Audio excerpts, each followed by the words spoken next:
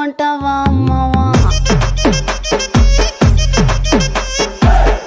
అంటావా అమ్మవా